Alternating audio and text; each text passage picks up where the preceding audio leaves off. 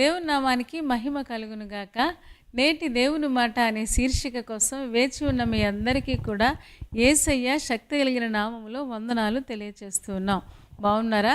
దేవుని మహాకృప, దేవుని మహాదయ వలన మనందరం కూడా చక్కగా సజీవుల లెక్కలో ఉంచబడి ప్రతిరోజు దేవుని యొక్క వాక్యాన్ని వినడానికి, తద్వారా దీవించబడ్డానికి దేవుడెంతో మనకు సహాయం చేస్తూ ఉన్నారు. గొప్ప దేవుణ్ణి మనం కలిగి ఉన్నాం కదా. మరి ఈరోజు నేటి దేవుని మాటలో దేవుడు మనకు ఇవ్వబోతున్న మాటను ఒక్కసారి మనం చూద్దాం. తిమోతికి రాసిన మొదటి పత్రిక 6వ అధ్యాయము 6వ వచనం నేను చదువుతూ ఉన్నాను, మీరు కూడా ఒక్కసారి చూడండి. సంతుష్టి సహితమైన దైవ భక్తి గొప్ప లాభ సాధనమై ఉన్నది అని దేవుడు మనకి ఈరోజు వాగ్దానం చేస్తున్నాడు. ఏమండి, సంతుష్టి సహితమైన దైవభక్తి మనకి గొప్ప లాభ సాధనమై ఉన్నది అని చెప్పడం మనం చూస్తూ ఉన్నాం. ఈ రోజున ఏం చేసినా సరే లాభం కోసం ప్రజలు ఆలోచిస్తూ ఉన్నారు. ఏమంటే లాభం లేదే ఎవ్వరు కూడా కనీసం నవ్వరు కూడా, కనీసం పలకరించరు కూడా. ఈ రోజున మనుషులు ఎంత స్వార్థప్రియులు అయిపోయారంటే అవసరాన్ని బట్టి ఎప్పుడో సామెత ఊసర వెళ్ళి రంగులు మార్చేది, కానీ ఈ రోజున మనుషులు కూడా అవసరాలను బట్టి నవ్వడం, అవసరాలను బట్టి మాట్లాడడం, అవసరాలను బట్టి ఫ్రెండ్షిప్ చేయడం, అవసరం తీరాక వదిలేయడం మనం చూస్తూ ఉంటాం. కానీ మనం నమ్మిన దేవుడు అలాంటి వాడు కాదు కదా. ఈ రోజున అనేక మంది విశ్వాసులు సహితం అలాగే ఉండడం చాలా బాధ అనిపిస్తుంది. ఇక్కడ పౌలు గారు తిమోతికి చాలా విషయాలు చెప్పారు. సంఘంలో ఎవరెవరు ఎలా ఉండాలో అని చెబుతూ ఈ తిమోతి పత్రికలో ఎక్కువసార్లు దైవభక్తి అనే మాట వస్తూ ఉంటుంది. ఆ దైవభక్తి చేసేవాళ్ళు, దేవుని పట్ల భయము భక్తి కలిగి ఉండేవారు ఎలాగా కలిగి ఉండాలి, ఆ విషయాలు ఏంటి అనే విషయం ఇక్కడ చెబుతూ ఉన్నారు. ఏంటి అంటే సంతుష్టి సహితమైన దైవభక్తి గొప్ప లాభ సాధనమై ఉన్నది. అంటే మనం చేస్తున్న దైవభక్తి మనకి లాభాలు తెచ్చిపెడుతుంది. కాకపోతే ఆ దైవభక్తికి ఏమిటి తోడవ్వాలి అంటే సంతుష్టి అనేది తోడవ్వాలి. ఎందుకు అంటే అసంతృప్తితో ఉన్నవాళ్ళు, ఈ రోజున చాలామంది అసంతృప్తివాదులు ఎక్కువ ఆ సంఘాలలో మనం చూస్తూ ఉన్నాం. అలాగే అనేక కుటుంబాలలో మనం చూస్తూ ఉన్నాం. ఎక్కడ చూసినా అసంతృప్తే. ఏమంటే ఉద్యోగం చేస్తున్నా ఆ జీతం చాలలేదని అసంతృప్తి, ఉద్యోగం లేనోళ్ళేమో లేక బాధపడుతూ ఉంటే ఆ దేవుడిచ్చిన చిన్న ఉద్యోగులు ఇంకా అది లేదు ఇది లేదని చాలామంది వాపోవడం మనం చూస్తూ ఉంటాం. ఏమంటే చిన్న పిల్లల్ని కదపండి, అమ్మా నాన్న ఏదో చేయలేదని, అమ్మా నాన్న వాళ్ళు అనుకున్నది కొనిపెట్టలేదని, లేకపోతే వాళ్ళ ఫ్రెండ్స్తో ఎంజాయ్ చేయడానికి డబ్బులు ఇవ్వలేదని ఇలాగ పితూరీలు చెప్పడం మనం చూస్తూ ఉంటాం. అంటే వాళ్ళకుండే అసంతృప్తి వాళ్ళకుంది. ఇక యవనస్తులైతే చెప్పక్కర్లేదు, నాన్న అలా చేశాడు, అమ్మ ఇలా చేసింది, మేము పేదవాళ్ళ ఇంట్లో పుట్టామని చాలాసార్లు వాళ్ళ కుటుంబాన్ని కూడా నిందించుకునే యవనస్తులు లేకపోలేదు. ఈ రోజున దేవుడు మనకు చెప్తూ ఉన్నాడు, అసంతృప్తితో కూడిన భక్తి మనకు లాభాలు తెచ్చిపెట్టదు. ఎక్కడ అసంతృప్తి ఉంటుందో, అసంతృప్తి అంటే ఉన్నదాన్ని బట్టి సంతోషించలేకపోవడం, ఏదో లేనిది కావాలనే ఆరాటమే తప్ప ఆ ఉన్నదాన్ని ఎలాగ అనుభవించాలి, ఉన్నదాన్ని ఎలా ఉపయోగించుకోవాలి, ఆ ఉన్న దాంతోనే సంతోషంగా ఎలా ఉండాలి ఆ విషయాలు ఈ రోజున చాలామంది భక్తులు మర్చిపోవడం, విశ్వాసులు మర్చిపోవడం చాలా బాధగా ఉంది. ఏమండి ఈ రోజున అందుకనే పౌలు గారు అంటున్నారు, నేను సంతృప్తిగా ఉండడం నేర్చుకున్నాను, నాలాగా మీరు కూడా సంతృప్తిగా ఉండడం నేర్చుకోండి అని చెప్పడం మనం చూస్తాం. ఫిలిప్పీలకు రాసిన పత్రికలో మనం చూద్దామా ఒక్కసారి. ఫిలిప్పీలకు రాసిన పత్రిక 4వ అధ్యాయము 11, 12 వచనాలు మనం చూడగలిగితే చూడండి. ఆయన ఏమని రాస్తున్నాడంటే, నాకు కొదువ కలిగినందున నేను ఇలాగూ చెప్పుట లేదు, నేను ఏ స్థితిలో ఉన్నానో ఆ స్థితిలో సంతృప్తి కలిగి ఉండ నేర్చుకుని ఉన్నాను. దీన స్థితిలో ఉండ నెరుగుదును, సంపన్న స్థితిలో ఉండ నెరుగుదును. ప్రతి విషయంలోనూ అన్ని కార్యములలోనూ కడుపు నిండి ఉండుటకును, ఆకలిగొని ఉండుటకును, సమృద్ధి కలిగి ఉండుటకును, లేమిలో ఉండుటకును నేను నేర్చుకుని ఉన్నాను అని పౌలంతటి మహాభక్తుడే చెప్తున్నాడు. నాకు ఆకలితో ఉండడం తెలుసు, అలాగే బాగా డబ్బులు ఉన్న ఆ స్థితి కూడా నాకు తెలుసు. సంపన్న స్థితి కూడా నాకు తెలుసు. ఆ సంపన్న స్థితిలో ఎలాగ సంతోషంగా ఉన్నానో, లేమిలో కూడా అలాగే సంతోషంగా ఉన్నాను. దానికి కారణం లేకపోలేదు. నేను ఏ సమయంలో ఎలాగుండాలో ఇవన్నీ కూడా నేను నేర్చుకున్నాను. నా మనసు నిండా తృప్తి ఉంది. ఈ రోజున చాలామంది మనసుల్లో దైవభక్తి చేస్తూ ఉన్నారు గానీ, తృప్తి అనేది కనిపించట్లేదు. ఏమంటే భార్యని అడగండి, భర్త వల్ల తృప్తి లేదని. ఏమంటే భర్త ఏమో భార్య వల్ల తృప్తి లేదని, పిల్లలేమో తల్లిదండ్రుల వల్ల తృప్తి లేదని, తల్లిదండ్రులేమో పిల్లల వల్ల మాకేమీ సాటిస్ఫాక్షన్ లేదని చెప్పడం మనం చూస్తూ ఉన్నాం. ఈరోజున ఎక్కడ చూసినా అసంతృప్తివాదులు చాలామంది ఈవెన్ సంఘాలలో కూడా కనిపించడం మనం చూస్తూ ఉన్నాం. తృప్తి లేకపోవడానికి కారణం ఏంటి అంటే ఒకే ఒక్క మాట, అదేంటి అంటే దేవుని పట్ల విశ్వాసం లేకపోవడం. దేవుని పట్ల నమ్మకం ఉంటే తప్పకుండా దేవుడు నాకు ఈ కుటుంబాన్ని ఇచ్చాడు, ఈ భర్తనిచ్చాడు, ఈ భార్యనిచ్చాడు, ఈ పిల్లలనిచ్చాడు, దేవుడే నా చేతిలో పెట్టాడు, నాకు ఈ ఉద్యోగం ఇచ్చాడు, దేవుడిచ్చాడు గనుక దేవుడే చక్కగా నడిపిస్తాడనే నమ్మకం దేవుని పట్ల లేకపోవడం వల్ల చాలామంది అసంతృప్తితోనే మిగిలిపోతూ ఉన్నారు. చాలా బాధ అనిపిస్తుంది కదా. ఈరోజున దైవభక్తి చేస్తున్నాం కానీ చర్చికి వెళుతూ ఉన్నాం, లేకపోతే వాక్యం చదువుతూ ఉన్నాం, లేకపోతే వాళ్ళు నన్ను పట్టించుకోలేదని, వీళ్ళు నన్ను పట్టించుకోలేదని, చాలామంది బంధువులు పట్టించుకోలేదని, అన్నదమ్ములు పట్టించుకోలేదని, అక్క చెల్లెళ్ళు పట్టించుకోలేదని, పలకరించలేదని, లేకపోతే వాళ్ళని ప్రేమించలేని పరిస్థితి, వాళ్ళని క్షమించలేని పరిస్థితి ఈ రోజున భక్తిలో వెనక్కి వెళ్ళిపోతున్న పరిస్థితే కనిపిస్తుంది తప్ప భక్తిలో ముందుకు వెళ్ళలేని పరిస్థితి కనిపించటం లేదు. అందుకనే భక్తుడైన పౌలు గారు చెబుతూ ఉన్నారు, సంతుష్టి సహితమైన దైవభక్తి గొప్ప లాభ సాధనమైనది. లాభం కావాలి అంటే మనం చేస్తున్న దైవభక్తికి సంతుష్టి అంటే తృప్తి అనేది కలిసి ఉండాలి. అప్పుడు మాత్రమే మనకి లాభాలు వస్తాయి. మనకు తెలుసు మనం ఈ లోకంలోనికి ఏమీ తేలేదు, మనం ఏమీ పట్టుకుని వెళ్ళం కూడా. అంత సంపాదించినా అన్నీ ఇక్కడే వదిలిపెట్టి వెళ్ళిపోవాలి.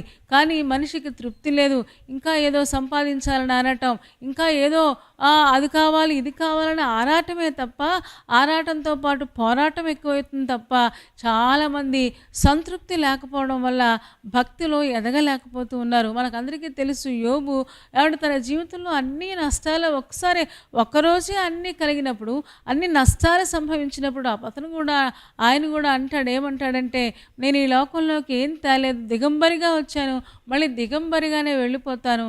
కాబట్టి యెహోవా ఇచ్చెను, యెహోవా తీసుకున్నాడు, యెహోవా నామానికి స్తుతి కలుగునుగాక అని సంతృప్తిగా ఉన్న మనిషి అనే మాటలు అవే. ఏమంటే సంతృప్తితో కూడిన మాటలు అతను చెప్పగలిగాడు. కారణం ఏంటంటే తన మనస్సు నిండా నా జీవితంలో ఏది జరిగినా నా దేవుడికి తెలియకుండా జరగటం లేదు అనే ఒక భావన. ఎందుకంటే నాకు నా దేవుడు ఉన్నాడు, ఈ స్థితిలో నుంచి కూడా మళ్ళీ తిరిగి లేవనెత్తగలడు అని అనుకున్నాడు. కనుకనే అలాంటి పరిస్థితిలో కూడా బూడిదలో కూర్చొని చిల్ల పెంకుతో గోక్కుంటూ కూడా, ఏమంటే అలాంటి క్లిష్టమైన పరిస్థితుల్లో కూడా అతను భక్తి చేయగలిగాడు. కారణం ఏంటి అంటే అతను మనసు నిండా సంతృప్తి ఉంది. భార్య వచ్చి అంటది, అయ్యా దేవుణ్ణి దూషించి చచ్చిపో అంటే వెంటనే అంటాడు, మూర్ఖురాలు మాట్లాడినట్లుగా నువ్వు మాట్లాడద్దు, ఎందుకంటే దేవుని వల్ల మేలు తప్ప కీడు అనుభవించ తగదా అని భార్యకు కూడా, ఏమంటే ఆ సమయంలో కూడా చక్కగా మాట్లాడి దేవునికి నామానికి వ్యతిరేకంగా ఒక్క మాట కూడా మాట్లాడలేదు. ఈ రోజున అలాంటి సంతృప్తి కలిగిన హృదయాల కోసం దేవుడు ఎదురు చూస్తూ ఉన్నాడు. ఎక్కడ చూసినా అసంతృప్తి వల్ల అనుమానం, అసంతృప్తి వల్ల దెబ్బలాటలు, కీచులాటలు, లేకపోతే అసమాధానం. ఏమంటే ఈ రోజున అనేక కుటుంబాలలో మనం చూస్తూ ఉన్నాం. ఏమంటే తల్లిదండ్రులను గౌరవించలేని పరిస్థితి. ఏమంటే ఈ రోజున చాలామంది పట్టించుకొని పరిస్థితి మనం చూస్తున్న కారణం ఏంటి అంటే అసంతృప్తి అంటే ఎదగాలి అనుకోవడం తప్పు కాదు, కానీ దేవుడు మనకిచ్చిన దాంట్లో సంతోషంగా ఉంటూ ఆనందంగా ముందుకు వెళ్ళలేకపోతున్నాం. ముఖ్యంగా సంతోషము అనే ఆత్మ ఫలాన్ని మనం పొందుకోలేకపోతున్నాం. ఇంకా ఏదో లేదనే భావన తప్ప ఉన్నదాన్ని ఎలాగ సద్వినియోగం చేసుకోవాలనే ఆలోచన మనకు కలగటం లేదు. ఏమంటే దేవుడు ఇది ఇచ్చాడు, అది సంతోషంగా తినాలి, అది సంతోషంగా సంతోషంగా స్వీకరించాలి, ఆనందంగా మన మనస్సును ఉంచుకోవాలి అనే తపన తప్ప ఈ రోజున చాలామంది లేని వాటి కోసం ఆలోచిస్తూ ఉన్న సంతోషాన్ని కూడా పాడు చేసుకోవడం మనం చూస్తూ ఉన్నాం. దేవుడు నిన్ను ఏ స్థితిలో ఉంచాడో, ఏ స్థితిలో నిన్ను పిలిచాడో, ఏ స్థితిలో, ఏ ఉద్యోగంలో, ఏ పరిస్థితిలో నిన్ను ఉంచాడో ఆ పరిస్థితిలో దేవుని పట్ల నమ్మకంగా ఉంటూ తప్పకుండా మంచి దైవభక్తి గనక మనం చేయగలిగితే, యోబు ఎలాగైతే కోల్పోయిన సమస్తాన్ని తిరిగి పొందుకున్నాడో మనం కూడా తిరిగి పొందుకుంటాము అనే ఒక భరోసా దేవుడు మనకిస్తూ ఉన్నాడు. యోబుకు చేసిన దేవుడు, యోబు ఎంత కోల్పోయాడో అంత కోల్పోయిన సమస్తాన్ని తిరిగి యేసు నామంలో అతను పొందుకున్నట్టుగా మనం చూస్తూ ఉన్నాం. కారణం ఏంటి అంటే సంతుష్టి సహితమైన దైవభక్తి గొప్ప లాభ సాధనమని లేఖనం తెలియజేస్తుంది. ఇక్కడ ఒక అసంతృప్తిగా ఉన్న వ్యక్తిని నేను చూపిస్తాను, మీరు కూడా చూడండి. లూకా సువార్త 15వ అధ్యాయము 28వ వచనం చదువుతారా? ఒకసారి మీరు కూడా చూడండి. చాలాసార్లు ఇదంతా మనకు తెలుసు. తప్పిపోయిన కుమారుడికి ఒక అన్న ఉన్నాడు కదా, ఆ అన్న 28వ వచనం చూడండి. అయితే అతడు కోపపడి లోపలికి వెళ్ళనొల్లకపోయెను గనుక అతని తండ్రి వెలుపలికి వచ్చి లోపలికి రమ్మని బతిమాలుకున్నాడంట. అప్పుడు 29వ వచనం కూడా చదువుతున్నాను. అందుకు అతడు తన తండ్రితో, ఇదిగో ఇన్ని ఏండ్ల నుంచి నిన్ను సేవించుచున్నానే, నీ ఆజ్ఞను నేనెన్నడూ మీరలేదే, అయినను నా స్నేహితులతో సంతోషపడినట్లు నీవు నాకెన్నడను ఒక మేక పిల్లనైనా ఇయ్యలేదు. అయితే నీ ఆస్తిని వేశ్యలతో తినివేసిన ఈ నీ కుమారుడు రాగానే వీని కొరకు క్రొవ్విన దూడను వధించుతివని చెప్పాడు. పొలంలో ఉన్నాడు. ఏమండి, తండ్రికి పెద్ద కుమారుడుగా ఉన్నాడు. ఈ పెద్ద కుమారుడు ఎలా మాట్లాడుతున్నాడంటే, ఏమండి, తప్పిపోయిన కుమారుడు తిరిగి చిన్న కుమారుడు ఇంటికి వచ్చేస్తే తండ్రి ఏమో మేళతాళాలు విందు ఏర్పాటు చేస్తే పొలంలో నుంచి వచ్చాడంట. పొలంలో నుంచి వచ్చి అంటున్నాడు, ఈ మేళతాళాల ధ్వని ఏంటి, ఏం జరుగుతుంది అని అడిగితే దాసులు చెప్పారంట, మీ ఇంటికి తమ్ముడు వచ్చేసాడయ్యా అని వాళ్ళు ఆనందంగా చెప్తూ ఉంటే ఇతనికి చాలా కోపం వచ్చిందండి. అయితే అతను కోపపడి లోపలికి వెళ్ళనొల్లకపోయిన ఇంటిలోకి వెళ్ళడానికి ఇష్టపడట్లేదు. ఎందుకంటే అందరూ కూడా సంతోషపడుతున్నారు, అందరూ ఆనందపడుతున్నారు. ఇతని బాధ ఏంటి అంటే తండ్రితో అంటున్నాడు, ఆస్తినంతా వేశ్యలతో తిని పాడు చేశాడు కదా, అలాంటి వాడిని నువ్వు చేర్చుకున్నావు, నువ్వు ఎప్పుడు నాకు ఒక మేక పిల్లను కూడా ఇవ్వలేదు, వాడు తిరిగి వస్తేనేమో చక్కగా విందులు ఏర్పాటు చేస్తూ ఉన్నావు అని అసూయతో లేకపోతే అసంతృప్తితో ఉండడం మనం చూస్తూ ఉన్నాం. ఏమండి, పెద్ద కుమారుడు అలా మాట్లాడడం ఏమంత భావ్యంగా లేదు కదా. ఏమండి, తండ్రి కుమారుడు చిన్న కుమారుడు తప్పిపోయేస్తే తండ్రి ఎంతో సంతోషపడుతున్నాడు. కానీ పెద్ద కుమారుడికి సంతోషం లేదు, ఆనందం లేదు. ఏమంటే ఎదుటి వాళ్ళు బాగుపడితే కొంతమంది అస్సలు చూడలేరు. ఏమంటే వాళ్ళు ఇల్లు కట్టుకున్నా, వాళ్ళు మేడ కట్టుకున్నా, లేకపోతే వాళ్ళు భక్తిలో బాగా ఎదుగుతూ ఉన్నా, ఏమంటే వాళ్ళ చుట్టూ సూటుపోటి మాటలు మాట్లాడుతూ ఉంటారు, ఈర్ష్య పడుతూ ఉంటారు, అసూయ పడుతూ ఉంటారు. ఏమంటే అసూయ మత్సరము ఎముకలకు కుళ్ళు అని సామెతల గ్రంథంలో మనం చూస్తాం. చాలామంది అసూయ వలనే బుద్ధి లేని వారు అసూయ వలన చచ్చెదరు అని యోబు గ్రంథంలో మనం చూస్తాం. కాబట్టి ఇతనికి అసూయ ఉంది. ఎందుకంటే అది నిజమే, అతను పాడు చేసుకున్న మాట వాస్తవమే, ఆస్తి అంతా పట్టుకెళ్ళిపోయిన మాట వాస్తవమే. కానీ ఏమండి, ముందేమో చిన్న కుమారుడికి అసంతృప్తి, ఇప్పుడేమో పెద్ద కుమారుడికి అసంతృప్తి. ముందేమో చిన్న కుమారుడు అన్నాడు, నేను నీతో ఉండలేను, నేను వేరే వెళ్ళిపోతాను, నా ఆస్తి ఇచ్చే, ఎందుకంటే నీ దగ్గర ఉంటే స్వేచ్ఛ లేదు, నీ దగ్గర ఉంటే నాకు ఫ్రీడమ్ లేదు అన్నట్టుగా. ఏమండి, అసంతృప్తితో ఆ అబ్బాయి బయటకు వెళ్ళిపోయాడు, బాగానే ఉంది. ఇప్పుడు అన్నీ తన తప్పులు తెలుసుకుని ఇంటికి వచ్చాడు. ఇప్పుడేమో పెద్ద కుమారుడు అసంతృప్తితో ఉండడం నిజంగా తండ్రి ఎంత బాధపడతాడు కదా.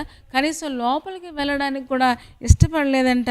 ఈ ఆస్తిని అంతా కూడా వేశ్యలతో తినేసిన ఈ నీ కుమారుడు వస్తే నువ్వేమో ఇంత విందు చేస్తున్నావు, అది చేస్తున్నావు, నువ్వు ఎప్పుడు నాకు మేక పిల్లను ఇవ్వలేదే. ఏమండి, దేవుడు తండ్రిని అడిగితే పెద్ద కుమారుడికి తండ్రి ఇవ్వడంటారా? ఆ కుమారుడు చిన్న కుమారుడు ఆస్తిని అడిగితేనే పంచిచ్చేశాడు కదా, ఒక మేక పిల్లని అడిగితే ఇవ్వడా? కానీ ఇలాగ నిష్ఠూరంగా మాట్లాడడం మనం చూస్తున్నాం. దానికి ఇలాగ మాట్లాడడానికి గల కారణం ఏంటి అంటే అసంతృప్తి. ఏమండి, అసంతృప్తి వల్ల ఏమండి తండ్రి మీద అసంతృప్తి, తమ్ముడి మీద అసంతృప్తి వల్ల ఒక మాట చెప్పాలి అంటే ఇతను పొలంలో ఉన్నాడు, తండ్రితో ఉన్నాడు, కానీ దైవ భక్తిలో సంతుష్టి కనిపించట్లేదు. దైవ భక్తితో పాటుగా సంతుష్టి ఉంటే అది గొప్ప లాభసాధనమై ఉన్నదని తిమోతి పత్రికలో మనం చూసాం కదా. ఈ రోజున చాలామందికి అసంతృప్తి, ఎక్కడ చూసినా అసంతృప్తి. బాగున్నారా అని అడగండి, ఏమండి ఏదో చెప్తూ ఉంటారు తప్ప దేవుడు ఇలా చేశాడు అలా చేశాడు నన్ను అంటూ ఉంటారు కదా అని చెప్తారు తప్ప కనీసం బాగున్నామని నిండుగా ఆ సమాధానం ఇవ్వలేని పరిస్థితి. ఎందుకంటే ఏదో అనారోగ్యం, మనుషులు అన్నాక ఏవో అనారోగ్యాలు వస్తాయి, ఏవో బాధలు వస్తాయి. మనుషులు కాకపోతే మానవులకు రావు కదా. ఈరోజు ఆ చిన్నదాన్ని పట్టుకొని నాకు అది బాగోలేదు ఇది బాగోలేదు. కొంతమంది అనారోగ్యాల వల్ల అసంతృప్తి, కొంతమంది ఇంకా దేవుడు ఆ సమస్య తీర్చలేదు, ఈ సమస్య తీర్చలేదు, ప్రార్థన వినలేదని అసంతృప్తి. ఈ రోజున అసంతృప్తి ఎక్కడ ఉంటుందో అక్కడ అసమాధానం ఉంటుంది. అండ్ అక్కడ అసమాధానం అంత మాత్రమే కాదు, సంతోషం ఉండదు, ఉన్నదాన్ని అనుభవించలేరు. చూడండి, ఆ పెద్ద కుమారుడు సంతోషంగా లోపలికి వెళ్ళి ఆనందించడానికి బదులుగా సంతోషాన్ని పోగొట్టుకున్నట్టుగా మనం చూస్తూ ఉన్నాం. ఈ రోజున విశ్వాసులంగా దేవుడు మనకు చెప్పే మాట అదే. లూకా సువార్త 3వ అధ్యాయం 4వ వచనం కూడా 14వ వచనం నేను చదువుతూ ఉన్నాను. సైనికులను మేమేమి చేయవలనని అతను అడిగిరి. అందుకు అతడు ఎవరిని బాధ పెట్టకయు ఎవరి మీదను అపనింద వేయకయు మీ జీతములతో తృప్తి పొంది ఉండుడని వారితో చెప్పాను. బాప్తీసం తీసుకోవడానికి చాలామంది వస్తూ ఉంటే వాళ్ళు బాప్తీసం తీసుకునే వాళ్ళతో చెప్తూ ఉన్నారు, మీ జీతాలతో తృప్తి పొంది ఉండండి, ఎవరి మీద అపనిందలు వేయకండి. వాళ్ళు నన్ను చూడలే, వీళ్ళు నన్ను చూడలే, వాళ్ళను పట్టించుకోవట్లే. ఏమండి, చాలామంది దైవ భక్తిలో ఇలాంటి అసంతృప్తి మనం చూస్తూ ఉంటాం. ఏమండి, ఎవరో చూడడం ఎందుకు, దేవుడే మనల్ని చూస్తూ ఉన్నాడు కదా. ఏమండి, ఆ చిన్న విషయాన్ని పట్టుకుని వాళ్ళతో ఫ్రీగా మాట్లాడలేకపోవడం, వాళ్ళని క్షమించలేకపోవడం, వాళ్ళు ప్రేమించలేకపోవడం. పెద్ద కుమారుడు ఎలాగైతే సొంత తమ్ముడిని ప్రేమించలేకపోయాడో, క్షమించలేకపోయాడో, ఇలా ఈ రోజున ఆ దైవ భక్తిలో ఇలాంటి లోటులు కనిపిస్తూ ఉన్నాయి. దేవుడు మనతోనే మాట్లాడుతూ ఉన్నాడు. సంతుష్టి సహితమైన దైవ భక్తి గొప్ప లాభ సాధనమైనది. ఏమంటే, దైవ భక్తికి మనం చేస్తున్న దైవ భక్తిలో సంతుష్టి ఉండాలి. యోబు సంతుష్టిగా ఉన్నాడు కనుకనే ఒక్క విషయంలో కూడా దేవుడా నువ్వెందుకు ఇలా చేసావని ఒక్క మాట కూడా అనలేదు అని మనం బైబిల్లో చదువుతాం. అందుకని అతను కోల్పోయిన సమస్తాన్ని తిరిగి పొందుకున్నట్లుగా మనకు అర్థమవుతుంది. అండ్ సంతోష సహితమైన దైవభక్తి గొప్ప లాభ సాధనం. సంతోషంగా ఉండగలం, సంతుష్టిగా ఉంటే సంతోషంగా ఉండగలం, ఆనందంగా ఉండగలం, అందరితో చక్కగా మాట్లాడగలం, మన ప్రవర్తన బాగుంటుంది, మన పద్ధతులు బాగుంటాయి. అసంతృప్తి ఉంటే మన ప్రవర్తన కూడా బాగోదు. ఈ రోజున మనం సరిచేసుకోగలిగితే, ఈ రోజున మన తప్పేంటో మనం తెలుసుకోగలిగితే మన దైవ భక్తిని చక్కగా లాభాల బాటలో చక్కగా మనం నడిపించుకోగలం. అలా చేయడానికి పరిశుద్ధాత్మ దేవుడు మనకి సహాయం చేయనుగాక. తలలు వంచండి, కళ్ళు మూసుకోండి, చిన్న మాట ప్రార్థన చేద్దాం. పరిశుద్ధుడా, ప్రేమ కలిగిన మా తండ్రి, నీ పాదాలకు వందనాలు స్తోత్రాలు చెల్లిస్తూ ఉన్నాం. నువ్వెంత మంచి దేవుడవు నాయన. సంతుష్టి సహితమైన దైవ భక్తి గొప్ప లాభ సాధనమై ఉన్నది అని మీరు చెప్పారు కదా నాయన. లాభాలు ఎలా పొందుకోవాలో, అనారోగ్యాలు రాకుండా ఎలా చూసుకోవాలో ఈ రోజున మీరు చక్కగా మీరు మాట్లాడినందుకు వందనాలు నాయన. నిజమే, దైవభక్తి చేస్తున్నాము కానీ చాలాసార్లు మా ప్రార్థనలకు జవాబులు రాలేదని, ఇంకా నువ్వు ఆ కార్యం చేయలేదని కొంతమంది మనుషుల మీద, కొంతమంది కుటుంబ సభ్యుల మీద, సాక్షాత్తు నీ మీద కూడా అసంతృప్తి కలిగిన వారు ఎంతమందో ఉన్నారయ్యా. దేవా, వారిని కనికరించుము తండ్రి. అలాంటి అసంతృప్తి అనే ఆ దెయ్యపు చేష్ట నుంచి మాకందరికీ విడుదల దయచేయము. యోబు ఎలాగైతే సంతుష్టిగా ఉన్నాడో, కష్టాలు వచ్చినా, బాధలు వచ్చినా, శ్రమలు వచ్చినా సంతుష్టిగా ఎదుర్కొన్నాడో తండ్రి, అలాంటి సంతృప్తి, అలాంటి నమ్మకము, నీ పట్ల విశ్వాసము మాకందరికీ దయచేయము. కోల్పోయిన సమస్తాన్ని తిరిగి అతను పొందుకుని లాభాన్ని పొందినట్లుగా మేము కూడా అలా చేయడానికి సహాయం చేయము. నీ కృపకు అప్పగించుకుంటూ చేరివచ్చిన ఒక్కొక్క విశ్వాసిని దీవించుము తండ్రి. ఆశీర్వాదాలతో నింపండి నాయన. ఈరోజు పెళ్లి రోజు, పుట్టినరోజు జరుపుకుంటున్న వారిని నాయన నీ ఆశీర్వాదాలతో నిండారులుగా మెండుగా మీరు దీవించుము. ప్రయాణాలు ఆయన తండ్రి, పనులలో బయటికి వెళుతున్న వారిని జ్ఞాపకం చేసుకోండి. సఫలత మీరు దయచేయండి. ఇంటర్వ్యూస్లో, ఎగ్జామ్స్ని రాస్తున్న వారికి సహాయం చేయండి. అద్భుతమైన కార్యం వారి జీవితాల్లో జరిగించి వారు ఆశించింది వారికి దయచేయము. చేరివచ్చినది అందరినీ దీవించి పంపించము. యేసయ్య నామములో ప్రార్థించి వేడుకొంచున్నాము తండ్రి. ఆమేన్. ఆమేన్ చెప్పారు కదా అందరూ. చాలా సంతోషం. చాలా ఓపికగా, శ్రద్ధగా దేవుని యొక్క వాక్యాన్ని మీరు వింటూ ఉన్నారు. మిమ్మల్ని బట్టి మేము కూడా సంతోషపడుతూ ఉన్నాం. మరి కార్యక్రమం మీకు నచ్చితే లైక్ చేయండి, షేర్ చేయండి, అలాగే కామెంట్ కూడా పెట్టండి. చాలామంది కామెంట్స్ పెడుతూ ఉన్నారు, మేము దీవించబడ్డామంటున్నారు. వారిని బట్టి మేము సంతోషిస్తూ ఉన్నాం. ఇంకా ఈ ఛానల్ని సబ్స్క్రైబ్ చేసుకోకపోతే డాక్టర్ స్పర్జన్ యూట్యూబ్ ఛానల్ని సబ్స్క్రైబ్ చేసుకోండి. తద్వారా నోటిఫికేషన్స్ అన్నీ మీకు వస్తాయి. మా కార్యక్రమాలన్నీ మీరు చూడవచ్చు. సరేనా అండి? దేవుని చిత్తమైతే మరలా రేపు ఉదయం మళ్ళీ కలుసుకుందాం. అప్పటి వరకు దేవుని మహాకృప మనందరికీ తోడే ఉంది. ఆమేన్.